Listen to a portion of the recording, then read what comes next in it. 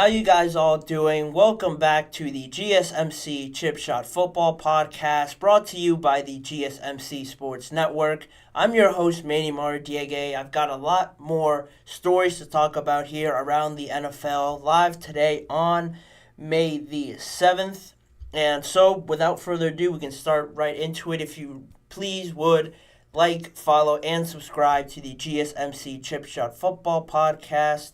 And on that note, we can start talking about the first topic I have on hand here around Jordan Love and his contract extension. Last season, Jordan Love and the Green Bay Packers really were a bit of a mystery because last season it was the first official year when Jordan Love stepped in as that number one quarterback for the Green Bay Packers. Since then, it's been 4 years since Green Bay actually decided to trade up for Jordan Love and draft him late in the first round. And you know how the rest of that story goes. Aaron Rodgers moves on, they trade him, and last year Jordan Love finally steps in as the undisputed number one quarterback. It had its ups and downs, but definitely finished off a lot more positive than it originally started. They discovered a lot about Jordan Love, a lot about their roster, a lot of young, good, important pieces to their offense, most of all. I think their defense really impressed me towards the end of the year in some of those big games. But now, like I mentioned, it's been 4 years since Jordan Love came out of college in that first round. So, Miles Simmons reported on last Friday, that is, was the first day that Jordan Love would be eligible for a new contract extension since he was drafted. And it played out a bit differently than the typical first round selections, because usually, especially for quarterbacks, honestly, when the quarterback gets to the end of their deal and if they're playing well, like Jordan Love has, they'll exercise that fifth-year option. And then you'll go through that, maybe talk about a franchise tag, and then see if an extension works itself out. But what's particularly unique about this Green Bay situation with Jordan Love is that Green Bay replaced Jordan Love's fifth-year option with a 2-year contract extension, a 2-year commitment, if you will. The fifth-year option would have cost the Green Bay Packers about $20 million. And instead, they switched it out for that 2-year extension with a base value of $13.5 million, $13 million guaranteed. So if you look at it in hindsight, what I think is so fascinating about it is that you look back at this deal and it doesn't look great from Jordan Love's standpoint, from the idea of getting the most money for how well he played, because if they would have stuck out with the fifth-year option and the 4 years regular thing, no 2-year extension, he could have already gotten paid or already have had the option of being tagged already. But now instead, Green Bay can still use the franchise tag for Jordan Love in 2025 after the conclusion of this 2-year extension. So really it worked out the best for Green Bay to buy themselves some more time because, obviously transitioning from Aaron Rodgers, one of the best quarterbacks in their history, to have Jordan Love agree to this 2-year extension instead of a 5th-year option worked out better for them. It was cheaper. Now they have him longer, and they now still can use the franchise tag, which I wouldn't be surprised if they do, considering how well Jordan Love played. What's crazy about this 2-year extension and looking back on it now and how well it played out for the Green Bay Packers, it was reported, according to multiple sources, that if Jordan Love had not agreed to this 2-year commitment back then, the Packers weren't even thinking about picking up his 5th-year option, because by that point, he really hadn't played. Like I mentioned, this past season was his first year at the helm of everything in Green Bay. The way it was all playing out, he had some spurts here and there when Aaron Rodgers was either injured or they just spotted him some reps and Jordan Love came into the game. At that point, how it was all playing out, sources confirmed and reported that Green Bay wasn't even thinking about picking up the 5th-year option, which would have meant that 2024, this upcoming year, would have been his 5th-year option contract year, and 2023 would have been, the last year on his rookie deal, in which, he did what he was supposed to do the last year of your rookie deal. You're supposed to prove it to earn yourself that extra time, that fifth-year option, or maybe a contract extension.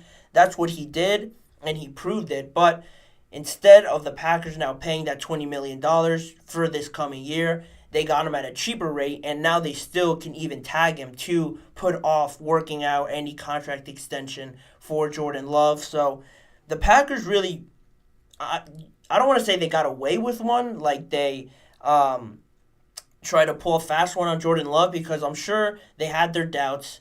Having this huge shift from quarterback, you would love to have a bit extra time, which they do, and it all worked out better for them. I think they have Jordan Love now, knowing he's their franchise guy, on a cheaper deal.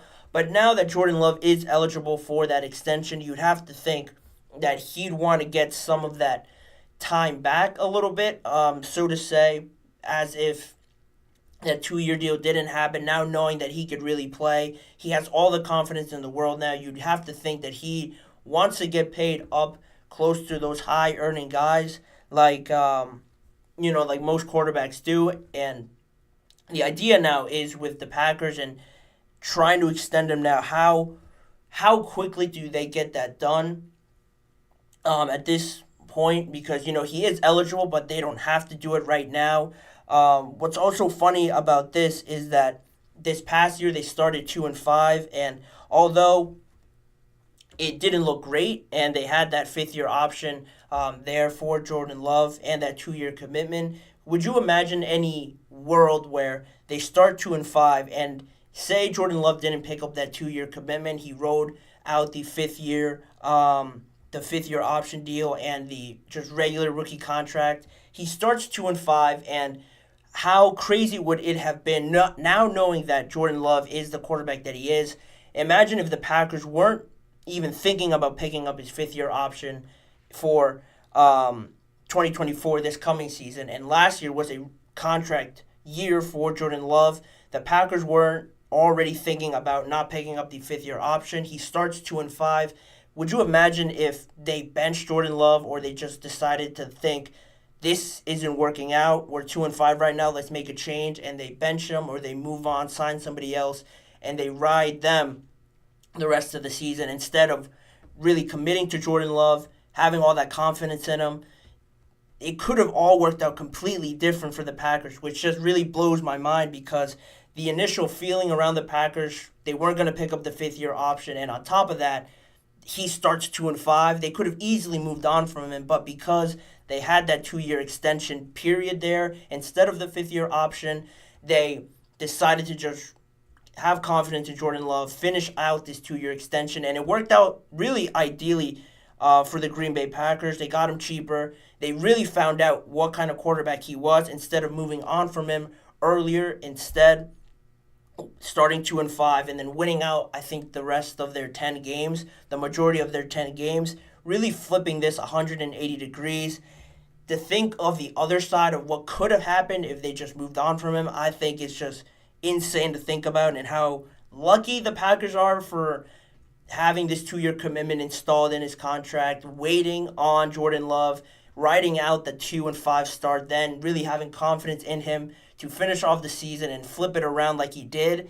It's just funny how it all works out for the Packers. Now they have their franchise guy for the foreseeable future, and now with the time that they have with the franchise tag available for them, how quickly do they get this done is ultimately the biggest question that will play out the rest of this offseason and into next season.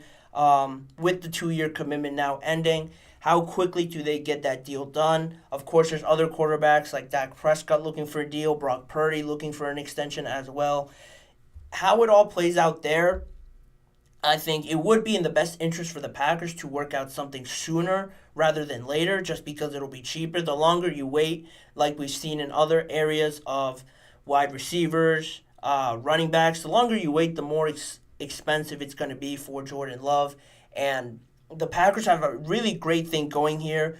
I think the highest earning player on their team, because they have such a young team, a lot of them are on their rookie deals. The highest earning one might be Josh Jacobs, who they just handed out that massive contract to, $48 million for 4 years. He might be one of their highest earning players on their team. So the quicker they get this Jordan Love deal done, it will end up being cheaper for them, and they still have all the rest of their pieces, young and on the rookie deals. This is the time to take advantage of this situation that you found yourselves in with Jordan Love and with the roster that you have. I think it's very impressive, the offense that they have and how young and really just how they've all broken out at the same time. It's something the Packers should really consider, but at the end of the day, how they work it out with Jordan Love. I'm sure Jordan Love and them don't feel rushed at this point, but if I were in that front office, I would probably want to get this deal over the line sooner rather than later. Then you don't have to worry about extensions over the forthcoming season. You don't have to worry about other players that might need an extension. The Packers really are very fortunate to have Jordan Love play out the way he did, considering that they were at one point thinking about moving on from him potentially, or they just lost some sort of confidence that they did from the start. They kept on with him, kept confidence in him, and now they're one of the top contenders in my eyes in the NFC. It's funny how it all plays out, but that contract extension and how much money he earns will be a huge decider in how all these other contracts play out and how much he earned or how much he deserves in that contract. It'll all play out throughout the rest of the off season. But anyway, we'll move on with the show. Coming up after the first break on today's episode, we'll talk about the Kansas City Chiefs, obviously hosting the home opener for the 2024-2025 season. I'll give you guys my rankings on who I believe should have that spot there against the Kansas City Chiefs. Plus, we'll talk about more on the Kirk Cousins situation, moving to Atlanta, why he decided to leave the Minnesota Vikings. I'll give you guys all those details after the break. You're listening to the GSMC Chip Shot Football Podcast. I feel like I'm losing my mind. Is everybody in the world blind? Please, Lord, give me a sign, a sign. I feel like I'm losing my mind. Is everybody in the world blind? Please, Lord, give me a sign, a sign. I wanna be the greatest. Everybody on their face shit. I look around and feel like everybody is the fakest. I make this every day and I'm impatient, hoping one day I blow up from the basement. Statement, the top is so vacant. I don't hear shit that I think is amazing. Waiting for my day when I'm playing sold out shows for 1,000 faces. Hey, give me that crown, get in my way and to be put down. It ain't your place, all this my town. If I want that shit, then I'll get it right now. I'm losing it, the news it fits. I'm losing shit, a stupid myth. You choose to live or choose to dip. You choose to fight or lose your grip and lose a gift. Oh, I feel like I'm losing my mind. Is everybody in the world blind? Please, Lord, give me a sign, a sign. I feel like I'm losing my mind. Is everybody in the world blind? Welcome back to the GSMC Chip Shot Football Podcast, brought to you by the GSMC Sports Network. We're going to jump into the second segment here, but before I do that, a reminder to you guys, if you have any questions or comments you want to make during today's live show, to please use the tip and donations link you see on your screen, gsmcpodcast.net. By using that link, I can see your question pop up right away on my screen, and then I can read it on air and just get your guys' perspective on anything I say or anything on the topic that we're talking about. It's a lot more engaging that way, and it's a massive help for this show as well as all the other shows across the network. So again, if you would, please use the tip and donations link, gsmcpodcast.net. It would be greatly appreciated by me as well as everybody else across the network.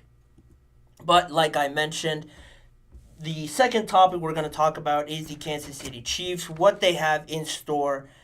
They have the opening game of the NFL season on that Thursday. I don't recall the exact date, but they are the reigning Super Bowl champions, so they will host the home opener on that Thursday. Then the Eagles play the Packers in Brazil on that Friday, so a very monumental first week weekend, I guess I should say, of the NFL season. But the Chiefs will open it up, and there are a few options that they can decide on.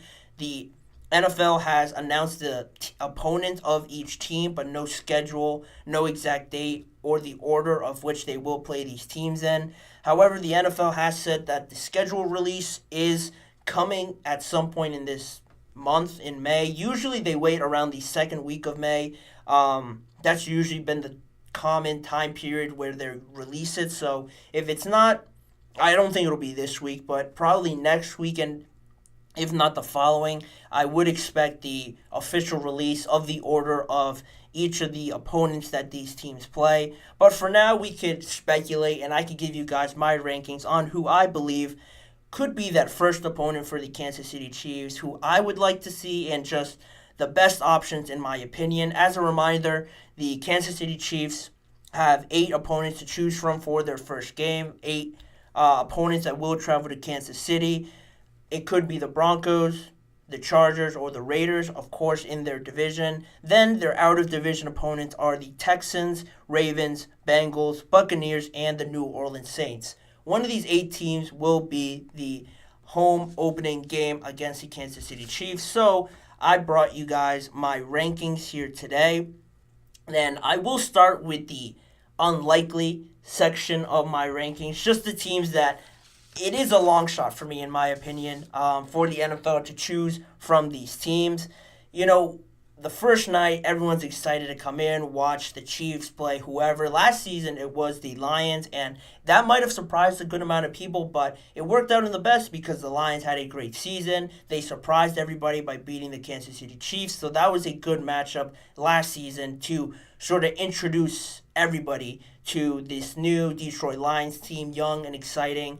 It brings that it factor, that must-see sort of atmosphere. And not to say that nobody wants to watch the Saints, the Buccaneers, or the Broncos, but the Saints and the Broncos really are still trying to figure a lot of things out about their roster. The Buccaneers would probably be the best option out of these 3, but at the same time, they're not looked upon as one of the premier teams, not even in the NFL, but not even really in their conference. They made the playoffs last season. They played the Lions, but I feel like they never really convinced a lot of people in their roster. Right now, they re-signed Baker Mayfield. They brought back Mike Evans, so it is a positive from that standpoint, but there's nothing that really excites too many people about this game too much. At least that's my opinion. So these are the 3 that I have deemed as the unlikely teams that I would be really surprised if the NFL went with any of these teams. But moving on to the next category I have here, the not bad category of the opponents I wouldn't mind seeing there on opening night. Really the 2, the Chargers and the Raiders. I'll start with the Raiders. The sort of animosity, the back and forth, the chirping, the late hits potentially, all the extra stuff that you see and what I think a lot of fans enjoy seeing, the extracurricular, the emotion of the games really showed out to me when I watched the Raiders and the Chiefs play. The Raiders obviously coming off of that massive win that they had on Christmas against the Chiefs in Kansas City. So going back there again, now with a much improved team. Of course, they still have the quarterback situation that they have to figure out. That could really knock it down a tier, or could be what derails their bid to be the home opening opponent. But other than that, they added Christian Wilkins to that defense to pair up with Max Crosby. We all remember the interaction Max Crosby and Patrick Mahomes had in one of their games. There's that back and forth. You add on Christian Wilkins, another player that loves to trash talk on top of it all. I think it would make for great television. Antonio Pierce now has full reins of the Raiders. Not the quarterback ideally that they want, but they brought in Brock Bowers, that tight end matchup there with Travis Kelce. I think it would draw a lot of eyes. Antonio Pierce's comments as well. I almost forgot about Patrick Mahomes and sort of installing these Patrick Mahomes rules like the Michael Jordan rules back in the day against the Bad Boy Pistons. All of that, all those things I just named out are extracurricular stuff outside of the actual game of football. So it would draw a lot more people in.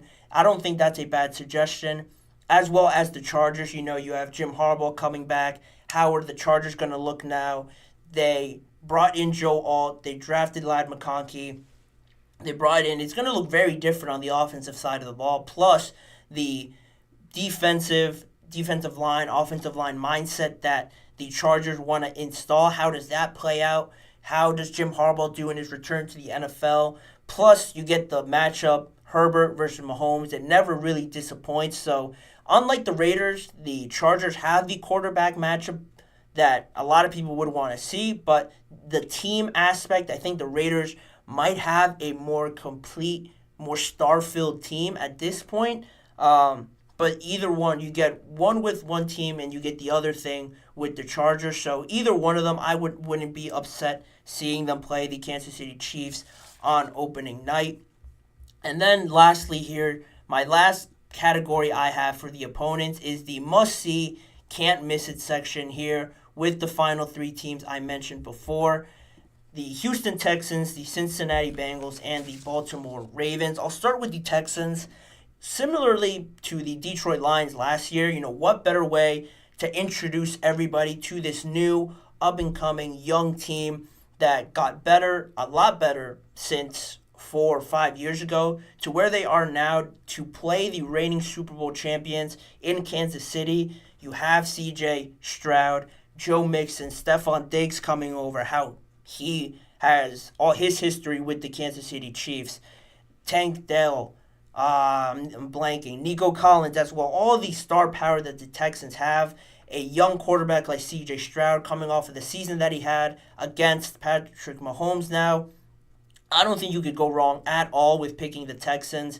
And then you move on to the Cincinnati Bengals. Joe Burrow coming back after being injured for most of the season last year, or at least to close it out. The rivalry that both of them have with each other, especially in the playoffs. Joe Burrow, of course, the only quarterback to beat Patrick Mahomes in the playoffs other than Tom Brady. How they reignite that rivalry there. It always gets chippy between these two teams with Jamar Chase and the Kansas City Chiefs defense. It would be must-see TV. The star power will definitely not be lacking, so that wouldn't be a bad option as well. And then you have the Baltimore Ravens.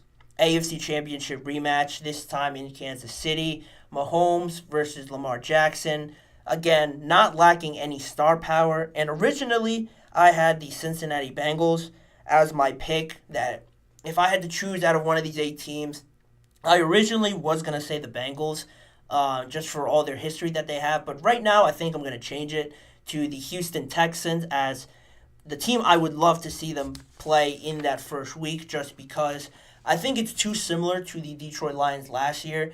You introduce this team, a lot of people who don't really follow too much football and might not know how much better the Houston Texans have gotten over this period of bringing in DeMeco Ryans, drafting C.J. Stroud, that massive trade they made with the Cleveland Browns to really fill out this entire roster that they have, how drastically they've turned this team around. I think it's a great way to introduce not only this team and how great they could be in the AFC if, say, they beat the Kansas City Chiefs on opening night. Then you get a lot of people's attention and you start to be taken seriously by everybody around the NFL. I think that would be very beneficial. Plus, you get a peek at a future quarterback duel.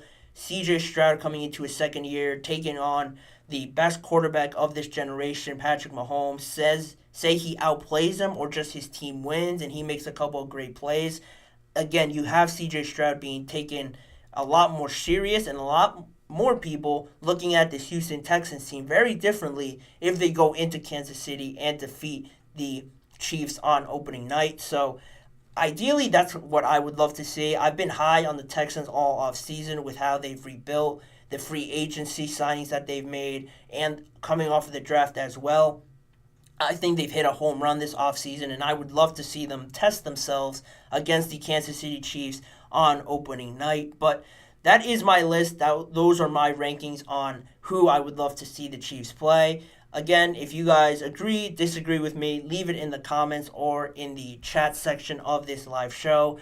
Did I miss out on some teams? Did I get the order wrong? Let me know what you guys think. in the comments or in the chat box. But anyway, moving on to another break on today's episode. But after that, we will touch on that topic I mentioned on Kirk Cousins and why he ultimately decided to move on from the Minnesota Vikings and how, ironically, his problem chased them all the way down to Atlanta. Plus, more on the Vikings keeping up with the topic now with their new quarterback, J.J. McCarthy, what his initial thoughts were on the whole draft process and which team he wanted to get drafted to all along will be coming up on today's show. So don't go anywhere. More stories coming up right after this break. Looking for your daily fix of sports talk without having to pay for it? GSMC Sports Network is available on YouTube. Just search GSMC Sports Network. Get your fix of daily sports talk shows on YouTube. Absolutely free. NFL, college football, NBA, MLB, MMA, UFC, fantasy football, and so much more. GSMC Sports Network has shows running all day long, with new sports shows starting every 2 hours. Just like on your favorite cable sports channel, except GSMC Sports Network is absolutely free. Just search GSMC Sports Network on YouTube to catch one of your new favorite shows, like the GSMC College Football Podcast, Chip Shot Football Podcast, Hoops and Heels Women's Sports Podcast, GSMC Basketball Podcast, and so many more. Check it out for yourself. GSMC Sports Network, now available on YouTube absolutely free. Search GSMC Sports Network on YouTube right now. Back here on the show to talk about, once again, Kirk Cousins and the decision to go to the Atlanta Falcons, the Falcons drafting Michael Penix, and how it all played out in such a drastic way, surprising way to a lot of people around the NFL, especially to me. When they announced that pick, it was just mind-blowing to me. But we're not going to talk so much about the Atlanta Falcons and them drafting Michael Penix like we have had on this show. We're going to talk about that departure from Minnesota from Kirk Cousins. You know, a lot was said leading up to the deadline to have an extension or just re-sign your players. Kirk Cousins was in dispute with the Vikings about really the guaranteed money and how much he wanted to get guaranteed compared to the Vikings and how much they were willing to give up. Obviously, it didn't work out because he moved on, obviously, to the Falcons, and they guaranteed him a whopping $100 million guaranteed out of his $180 million 4-year deal. So the Falcons were a lot more willing to give up that money for their presumed future franchise quarterback, at least for the next 3 to 2 years. They were willing to give that up, and Minnesota clearly wasn't. But now, a recent report has been saying from Sports Illustrated that the money aspect of it was only part of the story. Atlanta was clearly willing to give up more to Kirk Cousins, but now that Sports Illustrated report claims that the Vikings actually communicated it to Kirk Cousins at some point in the negotiation process, that they had already thought of plans about drafting a future quarterback in this year's draft. They obviously ended up doing that by taking J.J. McCarthy, but at that point, they told Kirk Cousins, you know, hey, this year in the draft, we're seriously going to consider drafting a quarterback. That didn't make Kirk angry. He actually felt he actually liked that the Vikings were upfront with him and that the idea of them potentially drafting a quarterback, he appreciated the honesty.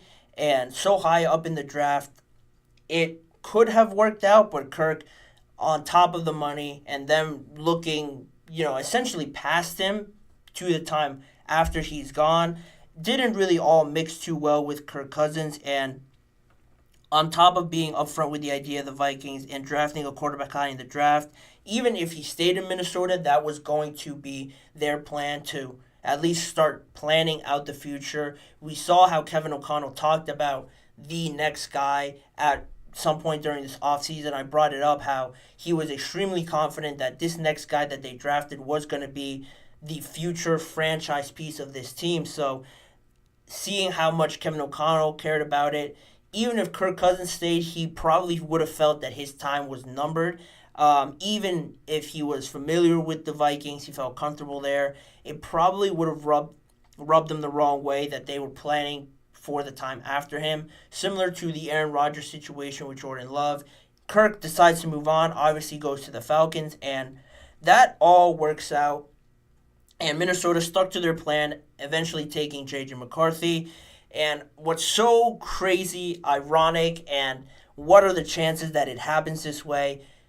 Kirk goes to the Falcons, and to get away essentially from that idea of, all right, this team is looking to replace me essentially in Minnesota, let me go to the Falcons and be their starting quarterback. What do? They do the exact same thing the Vikings were planning on doing. They draft a quarterback to eventually succeed Kirk Cousins in this year's draft, drafting Michael Penix. And you got all those reports from Kirk Cousins' agent and just NFL media saying that Kirk was really surprised by this pick. He was disappointed and shocked.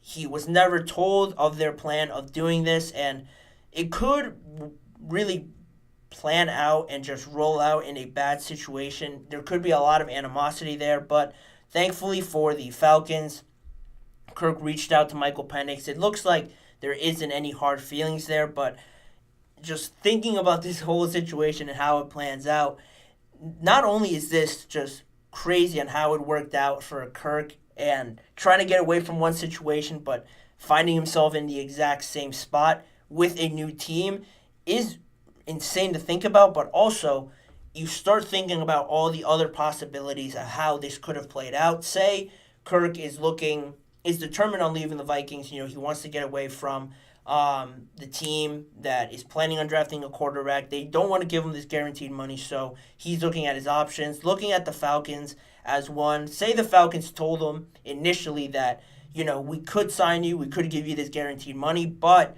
we are planning on drafting a quarterback at some point in this NFL draft, maybe even in the first round. They tell him that, and now you start thinking, wow, like maybe Kirk decides not to sign with the Falcons because he really wants to be the number one guy.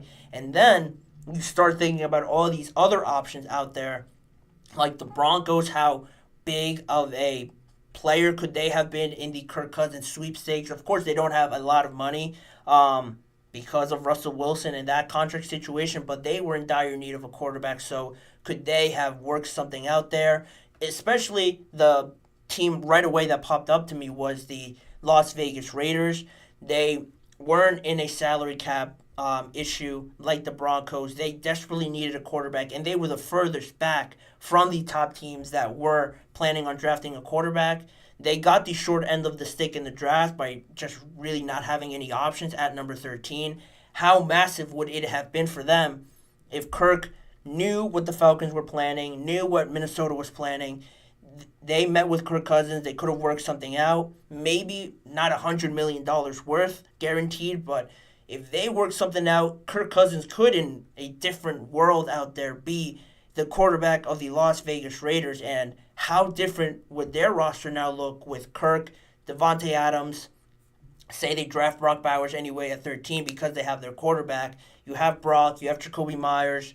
The running back situation is a bit suspect. The offensive line as well isn't great for a quarterback coming off of an Achilles injury. But with Kirk there, this team in Las Vegas could have been drastically different and a lot better in that division with Patrick, with Justin Herbert, now with Bo Nix. They could have been serious underdog, an underdog team there to just not really ignore with Kirk Cousins, and how that offense could have been that much better.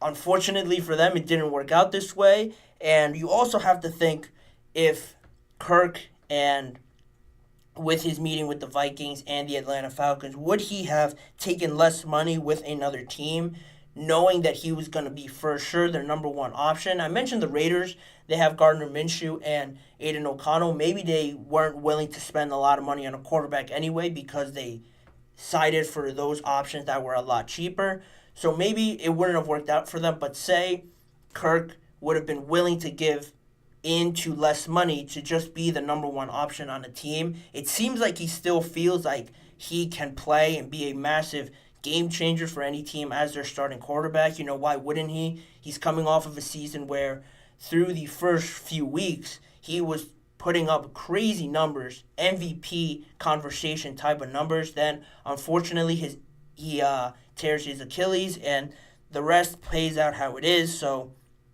Cousins will be 36 years old soon, coming off of that Achilles injury, was still looking for a situation to clearly be the guy. And this all could have been played out very differently if somebody just told Kirk about these plans, or if he knew how his mind would have changed from then. And then it all plays out now with him being on the Falcons. Has a lot of money, so I'm sure he's not disappointed or absolutely upset because he's still earning $100 million with this massive deal. But how much more pressure now is a question I'm thinking of. How much more pressure now is put on Kirk Cousins to not only be starter level material, how much pressure is on him now to be excellent, to be great, to hold off Michael Penix, who is just chomping at the bit to get his chance because he is 24 years old, coming off of a national championship appearance.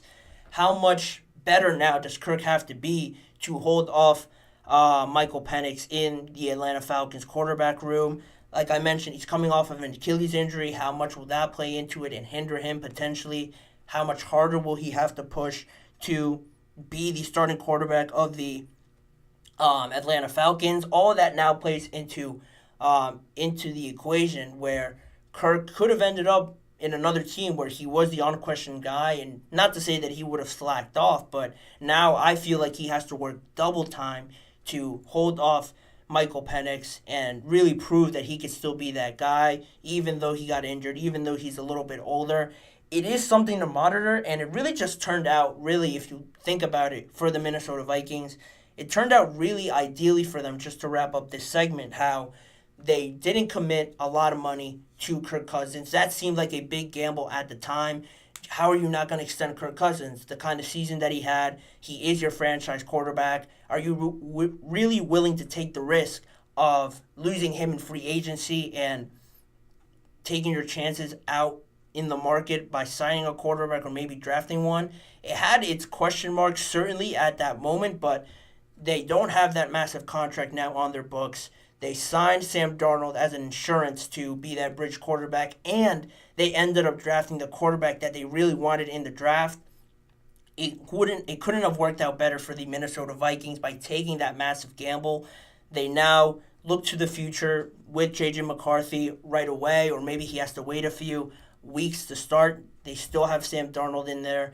How they took that risk and it paid out for them. Maybe not so much for Kirk, as many people would have thought at the beginning, but it all has to play out as it should. I was really high on J.J. McCarthy going to the Vikings, and with that offense, I'm expecting big things, but it just has to really be determined on how quickly he picks up the offense, how quickly he develops. I have a lot of confidence in him, but also keeping an eye on the Atlanta Falcons and how that whole quarterback situation pans out, keeping in the back of my mind now, like, man, Kirk could have been the man somewhere else. How much would the Raiders really have benefited from having on his team? All of those are now what-ifs scenarios that I could just go over a million times in our heads, but it is what it is now.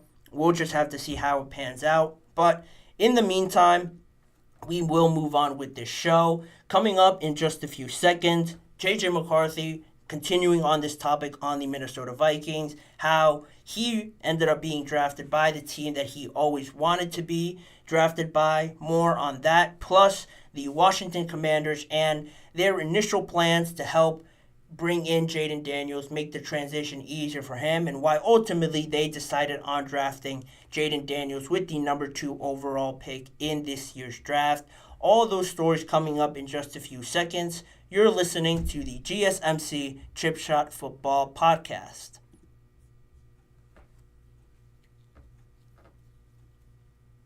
For the best and latest podcasts available anywhere, go to the podcast app on your cell phone and type in GSMC to access free content-rich podcasts on health and wellness, book reviews, sports, entertainment, relationships, social media, movies, technology, finance, and even weird news. Subscribe and download the GSMC Podcast Network's family of shows, available everywhere podcasts are found.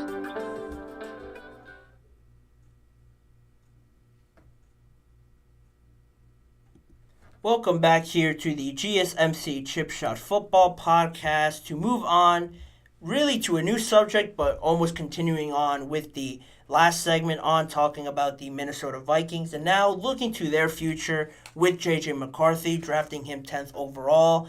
And it seemed too perfect not to happen. J.J. McCarthy talked glowingly about the Minnesota Vikings in the pre-draft process, as well as mentioning Kevin O'Connell and how certain he was that the next quarterback that they drafted was going to be the guy. He felt it. He was really adamant about waiting for the exact moment to do it, and he felt that this was the year to do so. And it might add a lot more pressure now to J.J. McCarthy, but I think it is something that he is willing to accept and live up to, because after months of rising, shuffling, moving all over people's draft boards, McCarthy did land with the Minnesota Vikings. It seemed like the perfect fit there, like I mentioned, and I personally had my doubts about Darnold and how they could have maybe had him as their starting quarterback. They still could if they don't feel JJ's ready, but to have him, Sam Darnold, as your only quarterback, I had my doubts about that, but they got the best of both worlds here. The ideal situation, like everybody says, having that bridge quarterback there to mentor the young guy until the young quarterback is ready to take the helm. And that is exactly what the Minnesota Vikings have in this situation. And from the standpoint of J.J. McCarthy, leading up to the process, a lot was being asked of him where he wanted to go. With him rising so much, not to say that he had the choice of going somewhere, but there were going to be certainly a good amount of teams that were interested in him, and what would he have felt was the ideal situation for him to land in. And Minnesota did have to trade up one spot to secure McCarthy, but it always seemed inevitable for this to be the pick, and that is what the feeling was for J.J. McCarthy as well. Joel Klatt of Fox Sports recalled seeing J.J. McCarthy at Michigan's spring game a couple weeks ago, leading up to the NFL draft, in which he said, "I ran into McCarthy as members of the 2023 team were there for their ring ceremony at the Michigan spring game. I got a chance to talk with him for a little bit about the draft process before asking him where he wanted to end up, and he told me that he wanted to end up in Minnesota." During the draft, leading up to the draft, there was all those rumors about the Commanders and them being interested in J.J. McCarthy. How much would that weird top 30 visit that the Commanders had with all the top quarterbacks there, J.J., Michael, Jaden, Drake May, how much would that have played into them really considering J.J. McCarthy at number 2? There was all this smoke around this whole situation, but J.J. wanted to be a Viking throughout this whole process. The Vikings certainly were interested in him, and they didn't have to move up drastically into the top 3 to get him, which I think is the craziest thing of this whole situation. Yeah, they moved up one spot, but it wasn't anything compared to all the mock drafts that you saw with them trading both of their first round picks and moving up to number 3, maybe number 2, and getting J.J. McCarthy.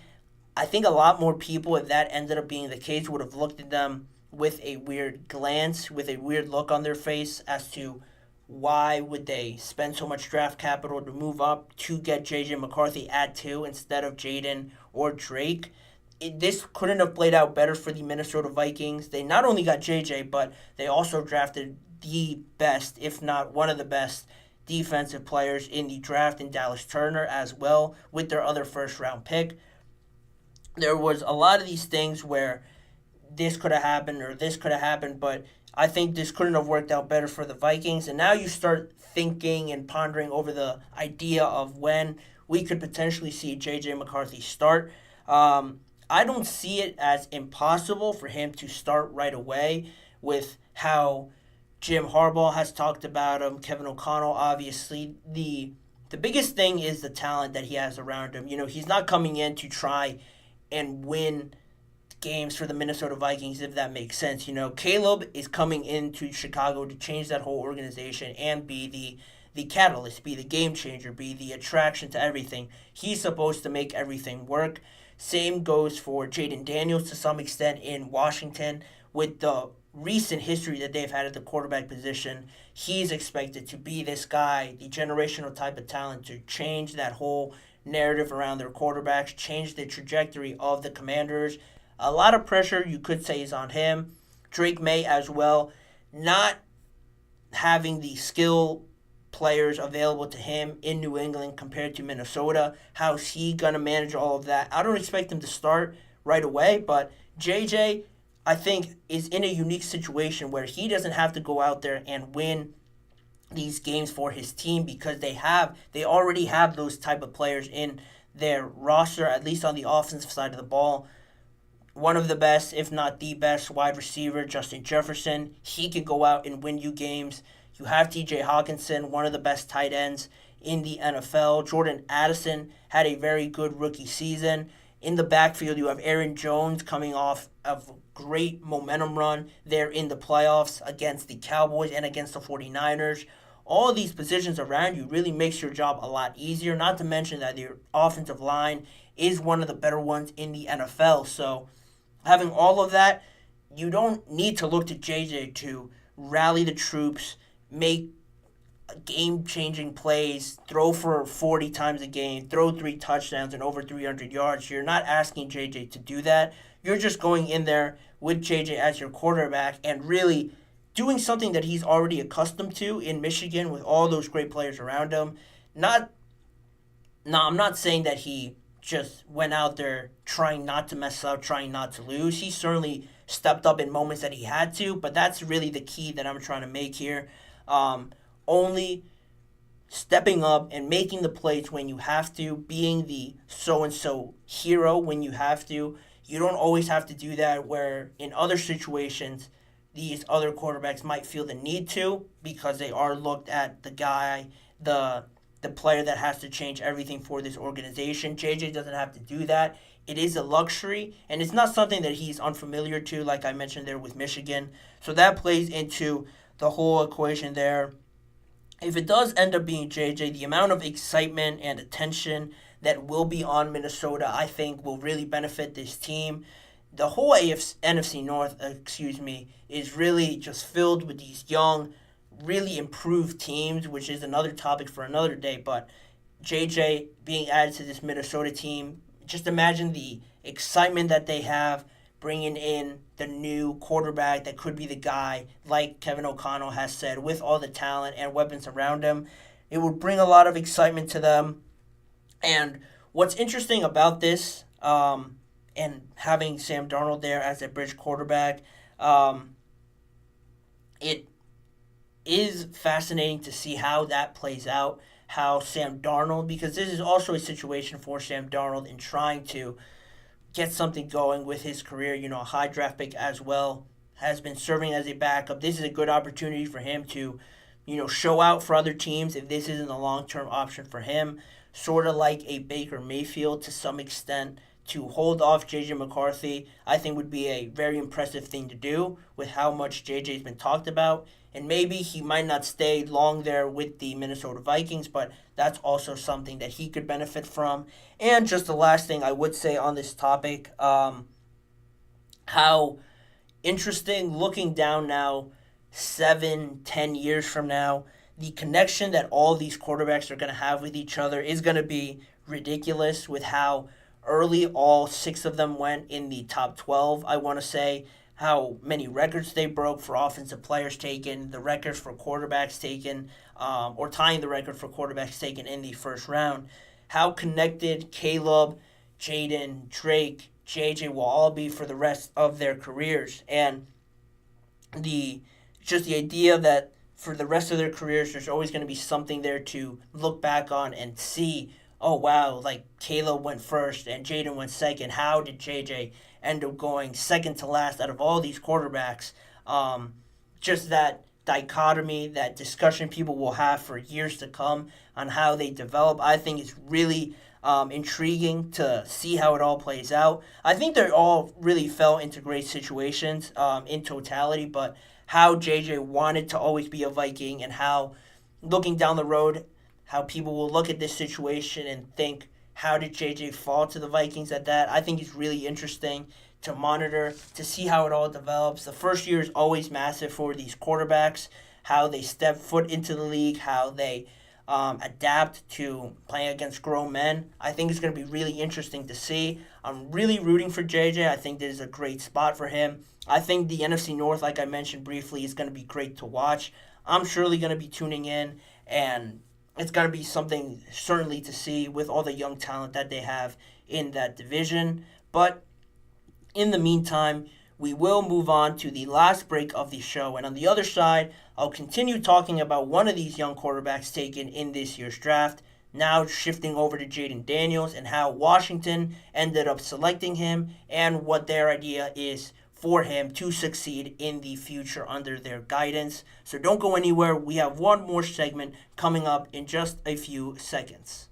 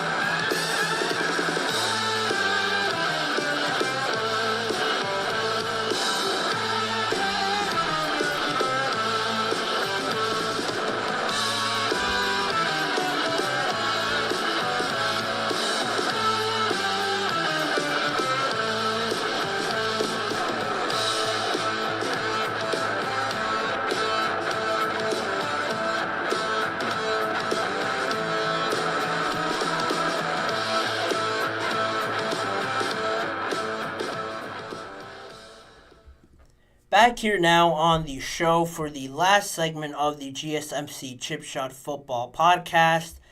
Continuing on this trend of the quarterbacks, the Commanders' plan to really help Jaden Daniels be this transcendent next sort of trajectory-altering quarterback that they've been really longing for the longest of time. Washington, to give a bit of context, has started 33 quarterbacks since they last won a Super Bowl in 1991. No quarterback recently has started for more than 3 years since Mark Ripon in 1989 to 1993. So it's fair to say it's been a long time since the Commanders have had this sort of level of quarterback.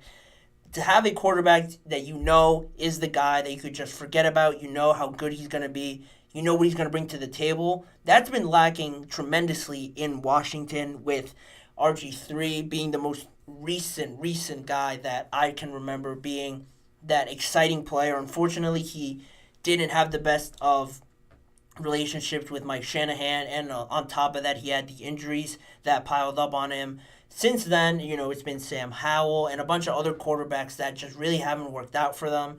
And in all honesty, seeing them play a little bit, they have some talent there on that team in Washington. And this offseason, they added a lot more. A lot of former Cowboys, with Dan Quinn being now the new head coach. They brought in a new general manager, Adam Peters, from the San Francisco 49ers, all under their new owner, Josh Harris, who is really trying to change the image and the reputation of the Washington Commanders. It has been a good start so far. He bought the team last summer, and now this summer, he's really doing a lot to bring in free agents and draft quarterbacks like this. I think it's off to a good start, but it did ultimately come down to the decision of which quarterback you select. I mentioned yesterday, General Manager Adam Peters said there was a lot of offers from teams, but none of them really moved the needle to get them to move away from Jaden Daniels. They saw the talent in him, like a lot of people did. They admired McCarthy too. That was said to be their number 2 option at that spot, but nothing really moved them away from Jaden Daniels. they were really enticed with his experience, his polish, his resilience, his game-changing ability. All are adjectives that were used by the Commanders in describing what they liked about Jaden Daniels. And on top of his athleticism, others really advocated for him. I read an article that Kyle Shanahan, in his relationship with Adam Peters, met with Jaden Daniels and had interactions with him and really advocated to Adam Peters that, like, this kid is different. This kid is somebody that you would want quarterbacking your team, as well as other references around the league. Really, it all just came down to them and selecting him. And to be this new quarterback for them, to try and change the face of this organization, is a lot on his plate. In all honesty, there is a lot of pressure, but from what Jaden Daniels has said in his introductory press conference, he really said he doesn't feel any of that pressure to change Washington's poor quarterback history. To that point, Washington is making sure that they do whatever they need to do to make sure his transition is as smooth as possible. ESPN's John Keim reported that the Commanders really want to rely on that strong defense and that running game to reduce the burden on Jaden Daniels. I said it before on, I want to say, my top draft classes. Washington was one of them because not only did they add Jerzon Newton to that defensive line to fall in line to what Dan Quinn wants to do with having a strong defense, they added probably my favorite player, Mike Sanders, from Michigan, to that defense. So they're building that up, following in line to this plan they have laid out for Jaden Daniels. Plus, they go out and bring in Austin Eckler to this team to be that third down pass catching option for Jaden Daniels and really be that security option for Jaden Daniels in case, in a rookie season where you need reliable weapons. He was brought in, Austin Eckler, to be that player. Then you have Brian Robinson also there to have a pretty formidable duo there between Brian Robinson and Austin Eckler. To have that 1-2 punch, Brian Robinson more of the early down back, the one that has a bit more wear and tear on him. And from that standpoint, complementing each other like that, I think it works out perfectly because Austin Eckler recently has been banged up with a lot of injuries. So to have a younger running back in there to rely upon for Jaden Daniels and Eckler, I think is really smart for the Washington Commanders. And plus, around the NFL, a lot of people were saying that the connection, the relationship between Jaden Daniels and Cliff Kingsbury, the new offensive coordinator there in Washington, can be a great experience and can be a great project to work there in Washington because of Cliff Kingsbury's success and experience with these mobile quarterbacks. Most recently, Kyler Murray. And Jaden Daniels actually talked about that partnership with Cliff Kingsbury and his recent success with mobile quarterbacks, to which he said, just the creative mind that he has on the offensive side of the ball. Obviously, what he was doing over in Arizona, with Kyler and having all that success, it is something that Jaden Daniels is looking forward to. He doesn't feel the pressure right now to be that transcendent quarterback for the Washington Commanders. He is certainly, probably since RG3, the most talented and exciting quarterback that they have being brought in there. And when you have Dan Quinn coming back into being a head coach, Adam Peters coming from all the success that they had in San Francisco, I think this is a really good situation for Jaden Daniels. Not as ideal as JJ, who I just finished talking about, because there are certainly some questions with the Commanders, outside of Terry McLaurin and a little bit of Jahan Dotson. The jury's still out on him. How much more pass-catching talent do you have out there, and how much do the Commanders plan on addressing in the rest of the months of the offseason? I think they still need a number 2, maybe another wide receiver to really complete that room.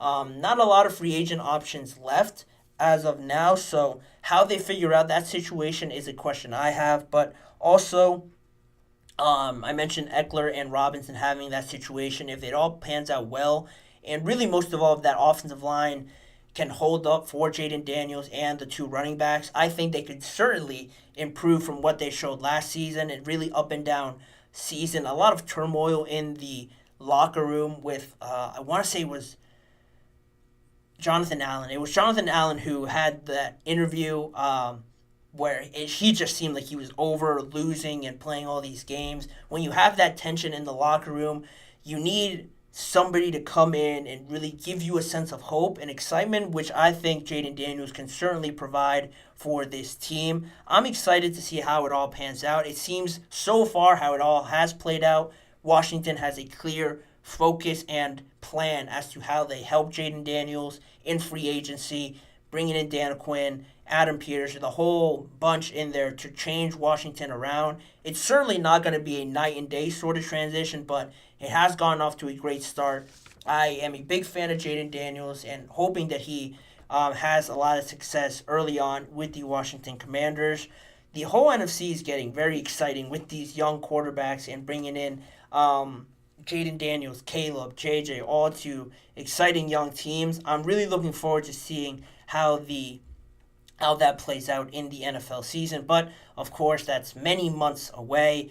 But for now, that'll do it for us on the GSMC Chip Shot Football Podcast presented by the GSMC Sports Network. Please remember to like, follow, and subscribe to the show, as well as following us on other social media platforms like Facebook, Instagram, X, and TikTok to catch up on more of the network's content. If you want to see more of me and this show, check out the both YouTube channels, GSMC Sports Network channel and the GSMC Podcast Network channel, where YouTube shorts are posted every day. The full live shows are all recorded and posted on there as well. And if you don't have enough time to watch a whole live episode, there are individual segment videos that you can watch a certain segment if you missed one or just want to rewatch a certain part of a live show. They're all on there for you guys to enjoy. And as a reminder, tune in every weekday at 6:30 p.m. Eastern Time for more football talk and NFL conversations around stories going around the NFL. With me, Manny Maradiaga, as your host. Thanking you guys for joining me on today's episode, and hopefully I see you guys all back here again tomorrow.